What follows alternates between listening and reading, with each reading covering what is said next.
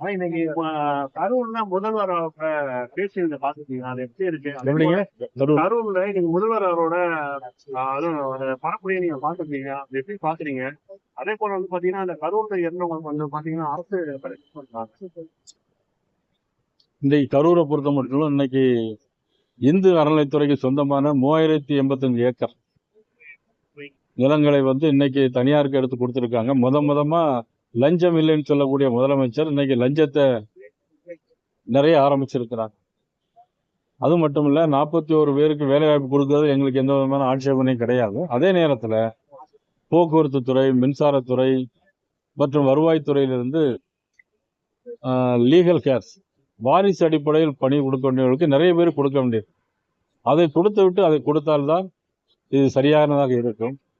நம்மள பத்திரிகை துறையை பொறுத்தவரையில் யாரும் பத்திரிகைகளை யாரும் அனுமதிப்பில்லை என்று சொல்லியிருக்கிறார்கள். உண்மையிலேயே அது வன்மையாக கண்டிக்க தகுந்தது.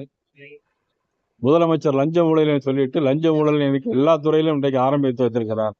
உண்மையிலே அது கண்டனத்துக்குரியது, வேதனைக்குரியது. சார் அதே மாதிரி என்ன சொல்லியிருக்காருன்னா, சென்ற அவர் கரூர் இன்சிடென்ட் அப்போ வந்து பாத்தீங்கன்னா காவல்துறையினர் வந்து எங்க சரியான ஒரு கைடன்ஸ் கொடுக்கல. அதே போல காவல்துறை ஒரு இந்த மாதிரி அசம்பாவிதம் நடக்கிறதா இருந்தா அவங்களே அந்த மீட்டிங்கை கேன்சல் பண்ணியிருக்கிறான். ஆனா அவங்க என்ன பண்ணியிருக்காங்க, இந்த பூசிக்கு வந்து காவல்துறை இந்த மாதிரி விஷயங்கள் பண்ணியிருக்காங்க. நாளைக்கு எடுத்துட்டு வரன்ற மாதிரி விஜய் அவர் சொல்லியிருக்காரு. திரு ஜோசப் விஜய் அவர்கள் இன்னைக்கு ஒரு கிறிஸ்தவராக இருந்து இந்த முதலமைச்சராக இருக்கிறார். அதனாலதான் இன்னைக்கு இந்துக்கள் மனது புண்படும்படியாக இன்னைக்கு அவருடைய பேச்சுக்கள் என்பது வருத்தத்திற்கும் வேதனைக்குரியது. இவர் ஏன் 12 மணிக்கு வாரன்னு சொல்லிட்டு ஏன் ராத்திரி 7 மணிக்கு வந்தார்? அதனால்தான் இவ்வளவு கொலைகளுமே நடந்தது.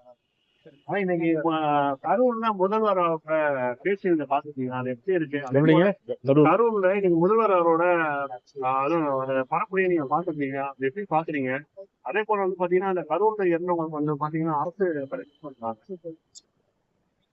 இன்றைக்கு கரூரை பொறுத்த மட்டும் இன்னைக்கு இந்து அறநிலைத்துறைக்கு சொந்தமான 3085 ஏக்கர் நிலங்களை வந்து இன்னைக்கு தனியாருக்கு எடுத்து கொடுத்திருக்காங்க. முதமா லஞ்சம் இல்லைன்னு சொல்லக்கூடிய முதலமைச்சர் இன்னைக்கு லஞ்சத்தை நிறைய ஆரம்பிச்சிருக்கிறாங்க. அது மட்டும் இல்ல, 41 பேருக்கு வேலை வாய்ப்பு கொடுக்கறது எங்களுக்கு எந்த விதமான ஆட்சேபனையும் கிடையாது. அதே நேரத்தில் போக்குவரத்து துறை, மின்சாரத்துறை மற்றும் வருவாய்த்துறையிலிருந்து லீகல் கேர்ஸ் வாரிசு அடிப்படையில் பணி கொடுக்க வேண்டியவர்களுக்கு நிறைய பேர் கொடுக்க வேண்டியது. அதை கொடுத்து விட்டு அதை கொடுத்தால்தான் இது சரியானதாக இருக்கும்.